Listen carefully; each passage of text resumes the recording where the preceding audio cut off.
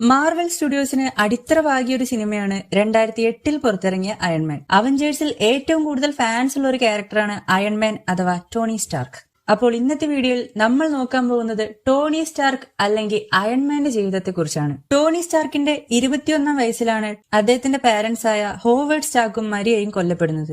എന്നാൽ അതൊരു അപകട മരണമായിരുന്നു എന്നാണ് ടോണി സ്റ്റാർക്ക് വിശ്വസിച്ചിരുന്നത്. രക്ഷിതാക്കളുടെ മരണശേഷം ടോണി തന്റെ പിതാവിന്റെ സുഹൃത്തായ ഒബാഡിയയ്ക്കൊപ്പം ചേർന്ന് സ്റ്റാർക്ക് ഇൻഡസ്ട്രീസ് ഏറ്റെടുത്ത് നടത്താൻ തുടങ്ങി. വ്യത്യസ്തമായ ടെക്നോളജികളുടെ സഹായത്തോടെ ആയുധങ്ങൾ നിർമ്മിക്കുന്ന ഒരു കമ്പനിയായിരുന്നു ഈ സ്റ്റാർക്ക് ഇൻഡസ്ട്രീസ്. സ്റ്റാർക്ക് ഇൻഡസ്ട്രീസിൽ ജോയിൻ ചെയ്തതിന് 10 വർഷങ്ങൾക്ക് ശേഷം 2000 ഒരു ന്യൂ ഇയർ പാർട്ടിയിൽ വെച്ചാണ് ടോണി ആൽഡ്രിച്ച് കില്യനെ പരിചയപ്പെടുന്നത്. ആൽഡ്രിച്ച് കില്യൻ ഒരു സയന്റിസ്റ്റ് ആയിരുന്നു. മനുഷ്യന്റെ അറ്റുപോയ അവയവങ്ങൾ റീജനറേറ്റ് ചെയ്യാൻ സാധിക്കുന്ന പുതിയൊരു ടെക്നോളജിയെ പറ്റി ടോണിയോട് സംസാരിക്കാൻ കില്യൻ ആഗ്രഹിച്ചിരുന്നു. എന്നാൽ ടോണി കില്യനെ മൈൻഡ് പോലും ചെയ്തില്ല. പിന്നീട് സ്റ്റാർക്ക് ഇൻഡസ്ട്രീസ് വികസിപ്പിച്ചെടുത്ത പുതിയ ആയുധമായ ജെറാക്കോ മിസൈലിന്റെ ഡെമോൺസ്ട്രേഷന് വേണ്ടി ടോണി അഫ്ഗാനിസ്ഥാനിലേക്ക് യാത്രയായി.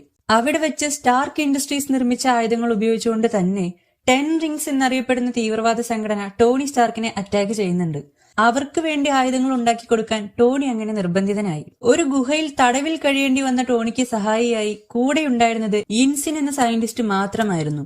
ആ ഗുഹയ്ക്കുള്ളിൽ വെച്ചാണ് ടോണി തന്റെ ആർക്ക് റിയാക്ടറും ആദ്യത്തെ അയൺമാൻ സ്യൂട്ടായ മാർക്ക് 1 ബിൽഡ് ചെയ്യുന്നത്. തീവ്രവാദികളിൽ നിന്ന് രക്ഷപ്പെട്ട ടോണി നാട്ടിൽ തിരിച്ചെത്തുകയും ആയുധ നിർമ്മാണം അവസാനിപ്പിക്കുകയും ചെയ്യുന്നുണ്ട്. അതുവരെ ഒരു പ്ലേ ബോയ് മാത്രമായിരുന്ന ടോണി പിന്നീട് ജനങ്ങളെപ്പറ്റിയും സമൂഹത്തെപ്പറ്റിയും ചിന്തിക്കാൻ തുടങ്ങുന്നു. ഒബാഡിയെയാണ് തന്നെ തീവ്രവാദികൾക്ക് ഒറ്റിക്കൊടുത്തതെന്ന് തിരിച്ചറിയുന്ന ടോണി അയാളിൽ നിന്നും അകലുന്നുണ്ട്. ഒടുവിൽ തന്റെ കണ്ടുപിടുത്തത്തിലൂടെ ഉണ്ടാക്കിയെടുത്ത സ്യൂട്ട് ഉപയോഗിച്ചുകൊണ്ട് ടോണി സ്റ്റാർക്ക് അയൺമാൻ എന്ന സൂപ്പർ ഹീറോയ്ക്ക് ജന്മം നൽകുകയാണ്. ഇതേ ടെക്നോളജി ഉപയോഗിച്ച് ഒബാഡിയ അയൺമാനെ തകർക്കാനായി ശ്രമിക്കുന്നുണ്ടെങ്കിലും അതെല്ലാം പരാജയപ്പെടുന്നതായി നിങ്ങൾക്ക് കാണാൻ സാധിക്കും. ടെസ്റ്റ് ഡ്രൈവ് സമയത്ത് കൂടുതൽ ഉയരത്തിൽ പറക്കുമ്പോൾ അയൺമാൻ സ്യൂട്ടിൽ ഐസിംഗ് പ്രോബ്ലം ഉണ്ടാകുന്നു എന്ന് തിരിച്ചറിഞ്ഞ ടോണി അത് അപ്പോൾ തന്നെ ഫിക്സ് ചെയ്യുകയും അതേ ഐസിംഗ് പ്രോബ്ലം എന്ന ആശയം ഉപയോഗിച്ചുകൊണ്ട് പിന്നീട് ഒബാഡിയയെ തോൽപ്പിക്കുകയും ചെയ്യുന്നുണ്ട്.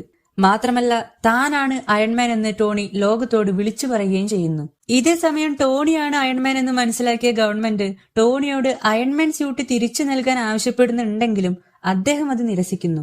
അയൺമാൻ സ്യൂട്ട് പോലൊന്നും ഉണ്ടാക്കാൻ ഹേമേഴ്സ് ഇൻഡസ്ട്രിയുടെ ഉടമസ്ഥനായ ജസ്റ്റിൻ ഹേമർ തന്റെ എല്ലാ ശ്രമങ്ങളും ആരംഭിക്കുന്നുണ്ടെങ്കിലും ആ ശ്രമങ്ങളെല്ലാം പരാജയപ്പെടുന്നുണ്ട്. ആർക്ക് റിയാക്ടർ തന്റെ ശരീരത്തെ പതിയെ പതിയെ ഇല്ലാതാക്കുകയാണെന്ന് മനസ്സിലാക്കിയ ടോണി തന്റെ മരണത്തെ മുന്നിൽ കണ്ടുകൊണ്ട് മാനസികമായി തകരുകയാണ്. തന്റെ വീട്ടിലുണ്ടായിരുന്ന സ്യൂട്ട് ഉറ്റ സുഹൃത്തായ റോഡി എടുത്തുകൊണ്ട് പോകുമ്പോഴും ടോണി പ്രതികരിക്കുന്നില്ല.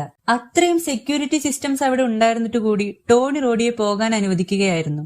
കാരണം ടോണിക്ക് ശേഷം ലോകത്തെ രക്ഷിക്കാൻ പുതിയൊരു അയൺമാൻ ആവശ്യമാണെന്ന് ടോണിക്ക് നന്നായി അറിയാമായിരുന്നു. ഹോവാർഡ് സ്റ്റാർക്കിന്റെ പഴയ വീഡിയോ ക്ലിപ്സ് പരിശോധിക്കുമ്പോൾ തന്റെ ശരീരം ആർക്ക് റിയാക്ടർ മൂലം നേരിടുന്ന പ്രശ്നങ്ങളെല്ലാം ഇല്ലാതാക്കാൻ സഹായിക്കുന്ന ഒരു പുതിയ എലമെന്റ് ടോണി കണ്ടെത്തുന്നു. അങ്ങനെ അത്രയും കാലം അനുഭവിച്ച മെന്റൽ സ്ട്രെസ്സിൽ നിന്നും ടോണി രക്ഷപ്പെടുകയാണ്. പിന്നീട് അവഞ്ചേഴ്സ് ടീമിൽ ജോയിൻ ചെയ്യുമ്പോൾ ടോണി സ്റ്റാർക്കിനെ മറ്റുള്ളവർ സെലിബ്രിറ്റി സ്റ്റാറ്റസ് ആഗ്രഹിക്കുന്ന ഒരു മനുഷ്യനായാണ് പരിഗണിക്കുന്നത്. എന്നാൽ അപ്പോഴും താനോസിന്റെ പടയുടെ ആക്രമണത്തിൽ നിന്നും ലോകത്തെ രക്ഷിക്കാൻ സ്വന്തം ജീവൻ കൊടുക്കാൻ വരെ ടോണി തയ്യാറാകുന്നുണ്ട്. അയാൾ തന്റെ വ്യക്തിപരമായ കാര്യങ്ങളെക്കാൾ അല്ലെങ്കിൽ സ്വന്തം കുടുംബത്തെക്കാൾ പ്രാധാന്യം നൽകിയിരുന്നത് സമൂഹത്തിനും ജനങ്ങൾക്കുമായിരുന്നു. ആൾഡ്രിച്ച് കില്യൻ തന്റെ ടെക്നോളജി വികസിപ്പിച്ചെടുത്തുകൊണ്ട് പുതിയ ആക്രമണങ്ങൾക്ക് തുടക്കം കുറിക്കുന്നതും ടോണി ആ ആക്രമണങ്ങളെ പ്രതിരോധിക്കുന്നതുമാണ് അയൺമാൻ 3യുടെ മെയിൻ പ്ലോട്ട്. വലിയൊരു ആക്രമണത്തിന് ഇരയാക്കപ്പെടുന്ന ടോണി താൻ അറിയാതെ തന്നെ മിയാമിയിൽ എത്തിപ്പെടുന്നതും അവിടെ നിന്നും എങ്ങനെയാണ് ന്യൂയോർക്കിലേക്ക് തിരിച്ചു വരുന്നത് എന്നതെല്ലാമാണ് സിനിമയിൽ കാണിക്കുന്നത്. ന്യൂയോർക്കിൽ താനോസ് നടത്തിയ ആക്രമണങ്ങൾ ടോണിയെ മാനസികമായി തളർത്തിയിരുന്നു.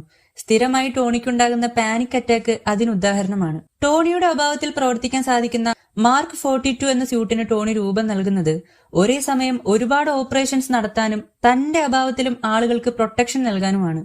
ന്യൂയോർക്കിലെ ആക്രമണത്തിന് ശേഷം മനസമാധാനമായി ഒന്ന് ഉറങ്ങാൻ പോലും സാധിക്കാത്ത ടോണി അപ്പോഴും ജനങ്ങളുടെ സംരക്ഷണത്തിനായി പുതിയ പുതിയ സ്യൂട്ടുകൾ ഉണ്ടാക്കിക്കൊണ്ടിരുന്നു. ഏജ് ഓഫ് അൾട്രോണിലേക്ക് വരുമ്പോൾ താൻ കണ്ടുപിടിച്ച പുതിയ ടെക്നോളജി ലോകത്തിന് തന്നെ ഭീഷണിയായി മാറുമ്പോൾ സ്വന്തം ജീവൻ കൊടുത്തും ജനങ്ങളെ രക്ഷിക്കാൻ ടോണി മുൻപിൽ തന്നെ ഉണ്ടായിരുന്നു. അതേസമയം സൂപ്പർ ഹീറോസ് നടത്തുന്ന പോരാട്ടങ്ങൾക്കിടയിൽ ബലിയാടായി മാറുന്ന സാധാരണ ജനങ്ങളെ പറ്റിയാണ് സിവിൽ വാർ എന്ന സിനിമ സംസാരിക്കുന്നത്.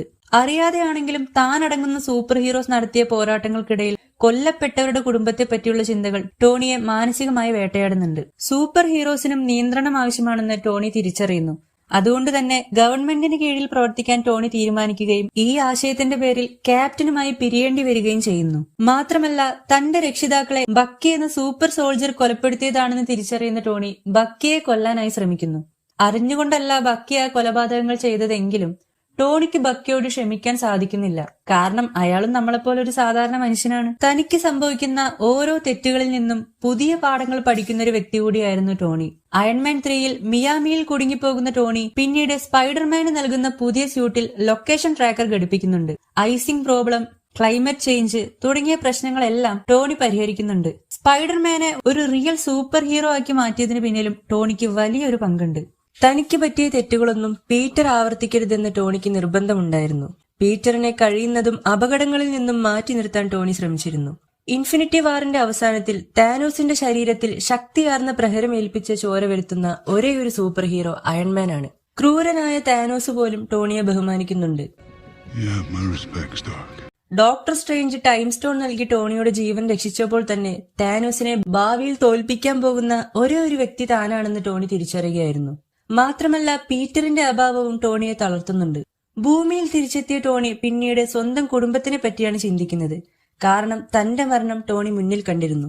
അയാൾ ജീവിക്കുന്നത് തന്റെ മകൾക്കും ഭാര്യയ്ക്കും ഒപ്പമാണ്. പിന്നീട് താനോസിനെ തോൽപ്പിക്കാൻ ഒരു അവസരം ലഭിക്കുമ്പോൾ ടോണി ആ ചാൻസ് പാഴാക്കുന്നില്ല. ടൈം ട്രാവൽ എന്ന ടെക്നോളജി അവഞ്ചേഴ്സിന് ശരിയായ രീതിയിൽ ഉപയോഗിക്കാൻ സാധിച്ചത് ടോണി സ്റ്റാർക്കിന്റെ വ്യക്തമായ ഇടപെടൽ കൊണ്ട് മാത്രമാണ്. ഒടുവിൽ ഐ എം അയൺമാൻ എന്ന് പറഞ്ഞുകൊണ്ട് ടോണി മരണത്തിലേക്ക് നടന്നപ്പോൾ അവിടെ അവസാനിച്ചത് അയൺമാൻ സ്യൂട്ടിനുള്ളിൽ നിരന്തരം ടെൻഷനും സ്ട്രെസ്സുമായി ജനങ്ങൾക്ക് വേണ്ടി മാത്രം ജീവിച്ചൊരു നായകൻ കൂടിയായിരുന്നു. അതുകൊണ്ട് തന്നെയാണ് പെപ്പർ ഇനി നിങ്ങൾ വിശ്രമിച്ചോളൂ എന്ന് ടോണിയോട് പറയുന്നത്. താനോസ് പറഞ്ഞത് ശരിയായിരുന്നു. Tony was cursed by knowledge.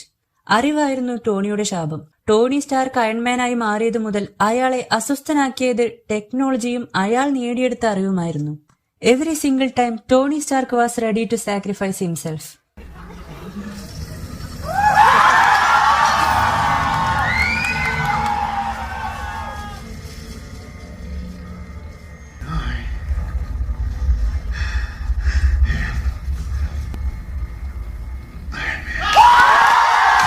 Marvel Tony Stark എന്ന കഥാപാത്രത്തെ അവസാനിപ്പിച്ചുവെങ്കിലും നമ്മുടെ മനസ്സിൽ ആ കഥാപാത്രം എന്നും ജീവനോടെ തന്നെ നിലനിൽക്കും എന്നതാണ് സത്യം. We love you 3000.